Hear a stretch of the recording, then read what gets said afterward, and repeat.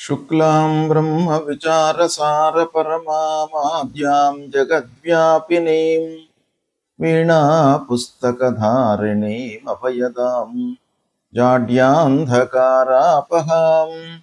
हस्ते स्फाटिकमालिकां विदधतीं पद्मासने संस्थितां वन्दे तां परमेश्वरीं भगवतीं बुद्धिप्रदां शारदां శ్రీ మహాగణాధిపతయే నమః. శ్రీ మహాసరస్వత్యై నమః. శ్రీ గురుభ్యో నమః. 2026వ సంవత్సరం ఏప్రిల్ మాసంలో గ్రహస్థితి ఎలా ఉంది అనే విషయాన్ని మనం చూసినట్టయితే, ఈ ఏప్రిల్ మాసంలో సూర్యుడు 11వ తారీఖు వరకు మీనరాశిలో సంచరిస్తున్నాడు. తదనంతరం మేషరాశిలోకి ప్రవేశిస్తున్నాడు. కుజుడు 2వ తారీఖు వరకు కుంభరాశిలో సంచరిస్తూ 2వ తారీఖు నుండి మాసాంతం వరకు కూడాను మీనరాశిలో సంచరిస్తున్నాడు. ఇక బుధుడు 11వ తారీఖు వరకు కుంభరాశిలో సంచరిస్తూ 10వ తారీఖు తర్వాత మీనంలోకి ప్రవేశిస్తున్నాడు. గురువు మిథున రాశిలో సంచరిస్తున్నాడు. శుక్రుడు 19వ తారీఖు వరకు మేషరాశిలో సంచరిస్తూ 19 నుండి మాసాంతం వరకు కూడాను వృషభ రాశిలో సంచరిస్తున్నాడు. శనీశ్వరుడు మీనరాశిలో సంచరిస్తున్నాడు. రాహువు కుంభరాశిలో సంచరిస్తున్నాడు.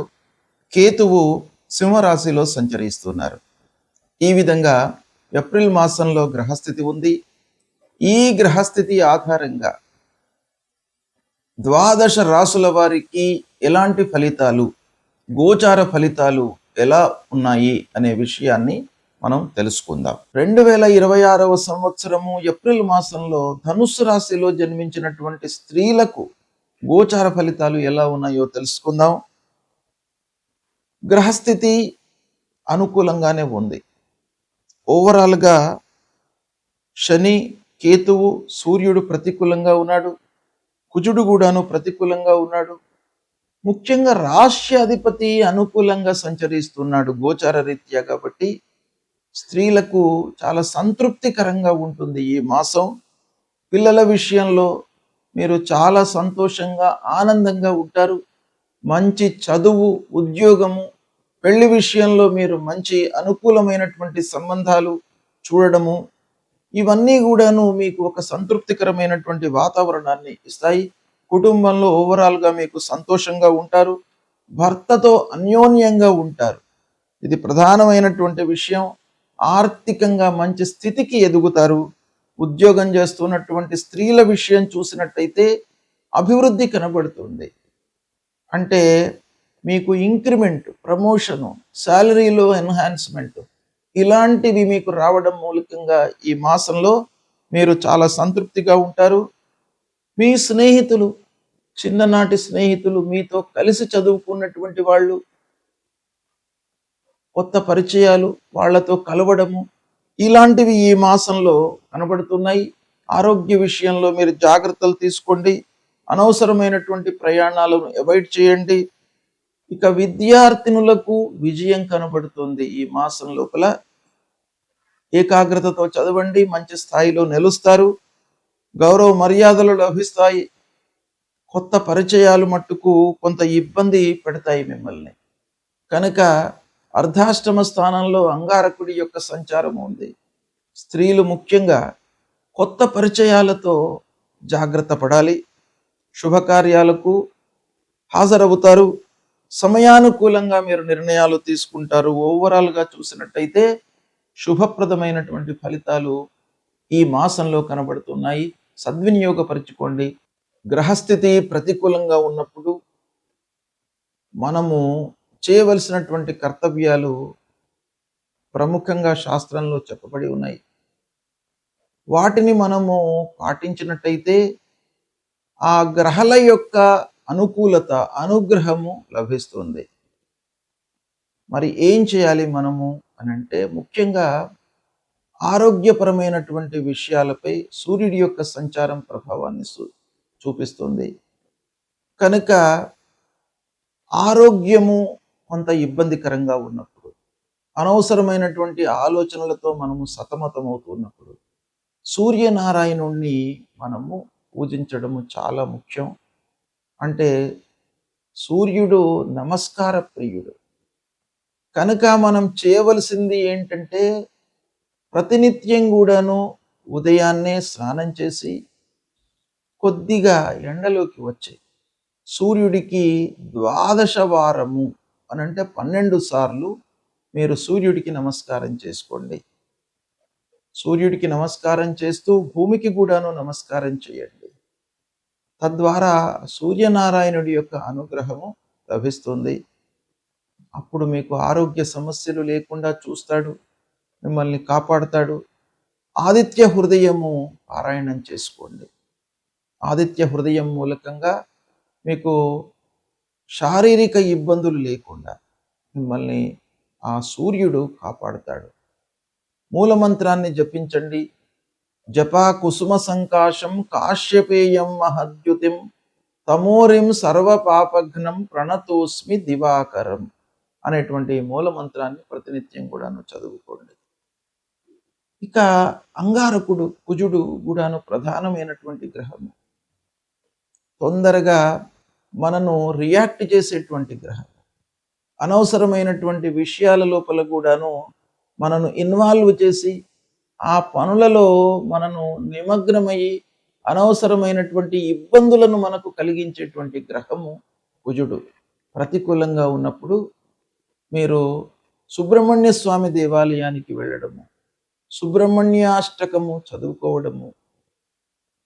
ఇక కుజుడికి సంబంధించినటువంటి మూల మంత్రం ధరణీ గర్భ సంభూతం విద్యుత్ కాంచన సన్నిభం కుమారం శక్తిహస్తంచ మంగళం ప్రణమామ్యహం అనేటువంటి ఈ మంత్రాన్ని ప్రతినిత్యం కూడాను చదువుకోండి. అంగారకుడు మీకు అనుగ్రహించి అనుకూలమైనటువంటి ఫలితాలను ఇస్తాడు. ఇక బుధుడు వ్యాపారము, మన బుద్ధి, ఆలోచన, సరి అయినటువంటి నిర్ణయాలు తీసుకోవడం పైన బుధుడి యొక్క అనుకూలత చాలా అవసరం. కనుక ఆ బుధుడిని అనుగ్రహము కొరకై విష్ణుమూర్తిని స్మరించండి. విష్ణు సహస్రనామ పారాయణం చేసుకోండి ప్రతినిత్యం కూడాను. ఇకపోతే గురువు ప్రధానమైనటువంటి గ్రహము. గురు ప్రతికూలంగా ఉన్నప్పుడు సద్గురువులను సందర్శించుకోండి. దక్షిణామూర్తి స్తోత్ర పారాయణాన్ని చేయండి. దత్తాత్రేయ స్వామి దేవాలయానికి వెళ్ళండి. దేవానాంచ ఋషీణాంచ గురుం కాంచన సన్నిభం వందనీయం త్రిలోకానాం తం నమామి బృహస్పతిం అనేటువంటి మూల మంత్రాన్ని ప్రతినిత్యం కూడాను చదువుకోండి. ఆ గురువు యొక్క అనుగ్రహము మీకు లభిస్తుంది. అదేవిధంగా శుక్రుడు మనకు అన్ని విధాలుగా సంతోషాన్ని కలిగించేటువంటి గ్రహం. కాబట్టి ఆ శుక్రుడి యొక్క అనుగ్రహం కొరకు మీరు ఏం చేయాలి? మహాలక్ష్మి అష్టకాన్ని ప్రతినిత్యం కూడాను చదువుకోండి. తద్వారా శుక్రుడి యొక్క అనుగ్రహం లభిస్తుంది. శని ప్రతికూలంగా ఉన్నప్పుడు హనుమాన్ చాలీసా పారాయణం చేసుకోండి. ఆంజనేయ స్వామి దేవాలయానికి వెళ్ళండి.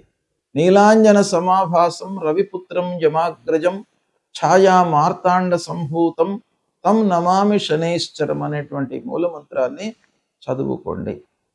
రాహు ప్రతికూలంగా ఉన్నప్పుడు అమ్మవారి దేవాలయానికి వెళ్ళండి. రాహు మూలకంగా మనకు ఎన్నో ఇబ్బందులు, భయము, ఆందోళన ఇలాంటివన్నీ కూడాను కలిగే అవకాశాలు ఉంటాయి. ఛాయాగ్రహము మనిషి కంటే కూడాను ఛాయ అనేటువంటిదే చాలా మనకు ప్రధానంగా మనను ఇబ్బంది పెట్టేటువంటి గ్రహము. కనుక అమ్మవారిని దర్శించుకోండి. అర్ధకాయం మహావీర్యం చంద్రాదిత్య విమర్దనం సింహికా గర్భ సంభూతం తం రాహుం ప్రణమామ్యహం అనేటువంటి మంత్రాన్ని ప్రతినిత్యం చదువుకోండి. ఇక కేతువు మీకు ప్రతి విషయం లోపల కూడాను ఒక విరక్తి భావనను కలిగించేటువంటి గ్రహము. ప్రతికూలంగా ఉన్నప్పుడు తప్పకుండా మీ లోపల వైరాగ్యాన్ని ఇస్తాడు. అంటే ఆ పని పైన మీకు అశ్రద్ధను కలిగిస్తాడు. శ్రద్ధ అనేటువంటిదే చాలా ముఖ్యమైనటువంటిది. ఇంట్రెస్ట్ ఉంటే మనకు మార్గాలు ఉంటాయి. కాబట్టి ఆ కేతువును మీరు అనుకూలం చేసుకోవడానికై గణపతిని స్మరించండి. గణపతి దేవాలయానికి వెళ్ళండి. ఫలాశ పుష్ప సంకాశం తారకాగ్రహమస్తకం రౌద్రం రుద్రాత్మకం ఘోరం తం కేతుం ప్రణమామ్యహం అనేటువంటి మూల మంత్రాన్ని జపించండి. మీకు తప్పకుండా ఈ గ్రహాలకు సంబంధించినటువంటి దుష్ప్రభావము దూరమవుతుంది. ఆ భగవంతుడి యొక్క అనుగ్రహం లభిస్తుంది. భగవంతుణ్ణి నమ్ముకోండి.